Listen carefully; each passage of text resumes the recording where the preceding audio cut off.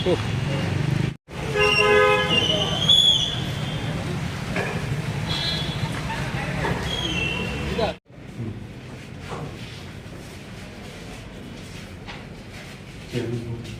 ভবিষ্যৎ, রাজ্যের ছাত্রছাত্রীদের অন্ধকারের দিকে ঠেলে দেওয়ার একটি প্রচেষ্টা এবং অশিক্ষিত রেখে দেওয়ার একটি প্রচেষ্টা এই ভারতীয় জনতা পার্টির সরকার সংগঠিত করছে। আমরা ইতিমধ্যেই জানতে পেরেছি যে 160টি স্কুলের মতন 160টি স্কুল, স্পেশালি হিলি এডিসি এরিয়ার স্কুলগুলোকে বন্ধ করে তাদেরকে বড় স্কুলের সঙ্গে মার্চ করে দেওয়ার একটি প্রচেষ্টা ভারতীয় জনতা পার্টির সরকার রাজ্যে সংগঠিত করার চেষ্টা করছে।